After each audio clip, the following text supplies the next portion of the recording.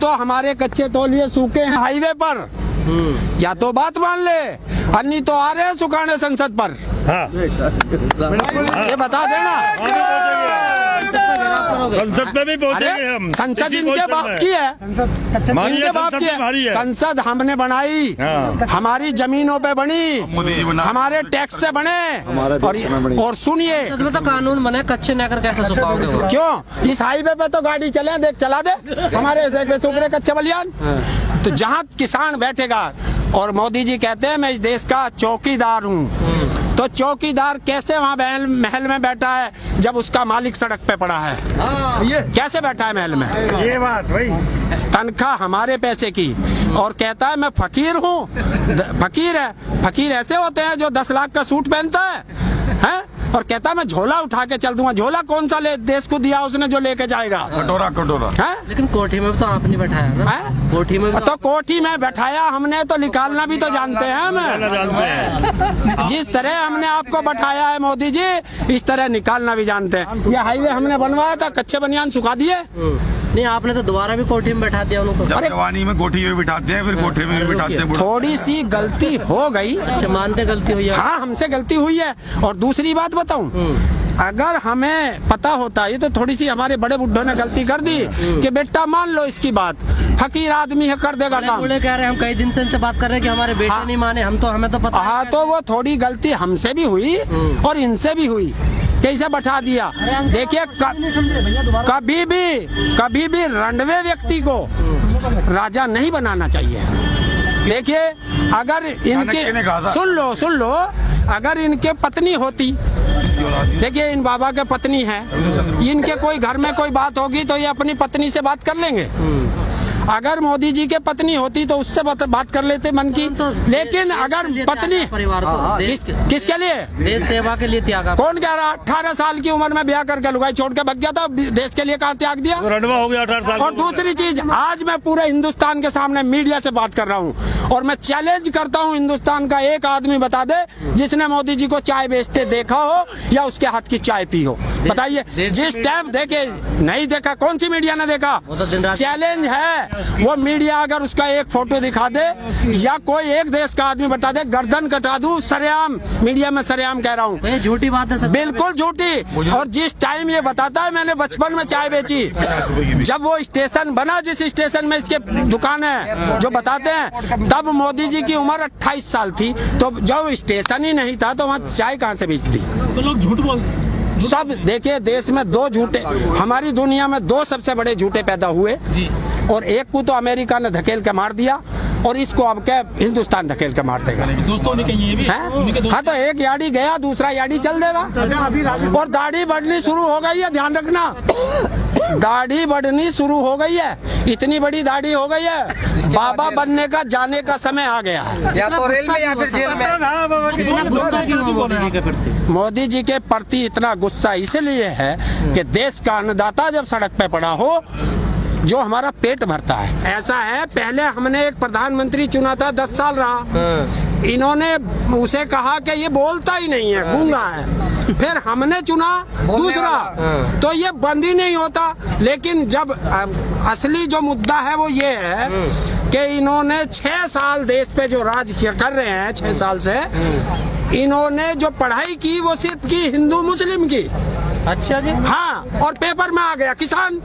तो अब ये तो पता ही नहीं चल रहा है, तो फेल होने ही होने हैं। उसके अलावा किसानों की अगर इन्हें कोई और पेपर में आ जाए, देखिए मैं पढ़ाई करता हूँ हिंदी की, और अब मेरा पेपर आ जाए इंग्लिश का, तो मैं क्या होऊंगा? फेल होऊंगा। ऐसे ही इन्होंने तो अभी तक 6-7 साल जो पढ़ाई की वो हिंदू मुस्लिम, हिंदू मुस्लिम, हिंदू मुस्लिम, पाकिस्तान पाकिस्तान पाकिस्तान। और फेल हो जाएंगे, वो तो पास होते चले जाएंगे। कौन कह रहा? देखिए, मैं बताता हूँ, फेल नहीं है। अगर सुनिए, मैं ये कहता हूँ, उन्होंने ये कहा सबसे पहले कि ये खालिस्तानी है। चलिए, हमने मान लिया हम खालिस्तानी थे, तो वहाँ क्यों बुला रहा है? अपने दरबार में क्यों बुला रहा खालिस्तानियों को? वो फेल हो गया।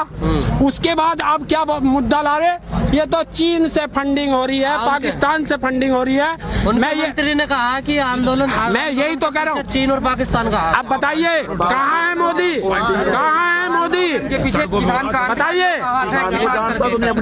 रुकिए, अगर इस देश का देश का मंत्री, कैबिनेट मंत्री ये कहता है कि ये चीन से फंडिंग हो रही है, पाकिस्तान से फंडिंग हो रही है, इस देश की सेना मोदी जी आपके हाथ में, आरबीआई आपके हाथ में, सीबीआई, ईडी वगैरह सब आपके हाथ में, तो सुबह से शाम, आज शाम तब होनी चाहिए जब इस देश का गृह मंत्री, इस देश की निर्मला सीतारमण जो वो है वित्त मंत्री, और इस देश का प्रधानमंत्री, तीनों को इस्तीफा दे करके और जमुना में डूब के मर जाना चाहिए। उनके देश में फंडिंग आ कैसे गई है, क्या आ कैसे गई?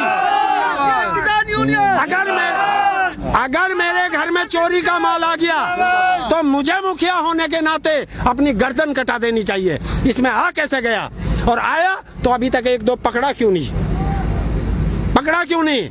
और दूसरी चीज ये मैं बताता हूँ सही तरीके से, जो ये कृषि कानून आया, ये आया सितंबर में और अगस्त सितंबर को 20 सितंबर में आया, महीना बता रहा हूँ, सितंबर में आया और अगस्त में अडानी और अंबानी के गोदाम बनने शुरू हो गए। जब कानून ही नहीं था तो उन्हें कैसे पता चला कि इस देश में ऐसा आएगा? हैं? तो ये मोदी जी जो है सिर्फ अडानी और अंबानी के दलाल हैं, दलाल। जी का नाम लो, मोदी जी का नाम लो। कैसे दलाल लगते हैं? अरे दलाल, जब मुझे पता ही नहीं है कि सड़क यहाँ से निकलेगी तो मैंने प्लॉट कैसे खरीद लिए यहाँ से गोदाम बनाने के लिए? और अमित शाह ये तो तड़ी पार है, ये किसानों से क्या बात कर रहा है? क्लीन चिट मिल गई ना। और अरे यार, क्लीन चिट किसने दी? क्लीन चिट तो सुप्रीम कोर्ट में बैठे, इन्होंने कौन सी जो निष्पक्ष व्यवस्था है वो छोटी कौन सी है? लेकिन एक बात बताइए अंकल जी, जो ये कानून आए हैं तीनों, प्रधानमंत्री तो बड़ी तारीफ कर रहे हैं इनकी, कह रहे हैं किसानों के लिए बड़े अच्छे कार्य। बिल्कुल अच्छे हैं, बिल्कुल अच्छे हैं। अगर प्रधानमंत्री जी कहते हैं ये अच्छे हैं, मैं कह रहा हूँ ये अच्छे हैं, तो इतनी जल्दी क्या आफत आई कि 2 महीने में इसमें संशोधन करना पड़ गया? अगर अच्छे थे तो संशोधन करके किसानों के हाथ में ये कागज क्यों दिया, बताइए? उन्होंने कानून को गलत नहीं माना, उनका कुछ चीजें गलत हो गई हैं उसको। अरे हम भी तो यही कह रहे हैं कि इसमें गलत है, सारा गलत। हम भी तो कह रहे हैं यही गलत है। और हमने क्या कहा भाई? हमने क्या कहा? अगर गलती है तो उसे सुधार लो। किसान भी तो यही कह रहा, तो उन्होंने सुधारी तो क्या सुधारा? अरे मेरी जेब से, मेरे पास 100 रुपए थे, मेरी जेब से 25 रुपए उन्होंने ले लिए और फिर कह रहे भाई तुम इकट्ठे हो गए, लो तो मैं 20 रुपए दे दूं। तो 100 में से 25 तो लिए थे, 20 मुझे दे रहे, तो बहुत बड़ा प्रॉफिट है। और जौन से 6000 रुपए की बात कर रहे हो ना कि 6000 किसान को दे रहे हैं, उसमें 6000 में मैं बताता हूँ 500 रुपए महीना पड़ते हैं। ये देश का अन्नदाता है, ये खड़ा है, कमा के दे रहा है, इसे 500 रुपए दे रहा। और जो इसका बाबा वहाँ चिलम पी रहा, उसे 2000 रुपए में अन्न दे रहा, चिलम पीने वाले को। और कमा के खाने वाले को, मोदी जी को और योगी जी को बता देना, 2013 में इसी जगह राजनाथ सिंह आए थे किसानों के बीच, जब वो विपक्ष में था, और उसने कहा कि मुझे पता नहीं चला कि मेरा किसान धरने पे बैठा है। और अगर राजनाथ सिंह ने कहा कि अगर मुझे पता चल जाए किसान धरने पे है, वो किसी भी पार्टी का है, संगठन का है, मुझे कोई मतलब नहीं, मैं सबसे पहले उसके बीच में जाऊंगा। मुझे तो ऐसा लगा राजनाथ सिंह, जो मोदी ने विकलांगों को दिव्यांग नाम दिया, वो राजनाथ सिंह वो दिव्यांग हो गए हैं जो मूक बधिर भी हो गए हैं और ब्लाइंड भी हो गए हैं। अब उन्हें नहीं दिखाई देता यहाँ कौन बैठा है? आप तो उल्टा करे, बाबा कह रहे मोदी जी की नहीं सुनने, वो कौन?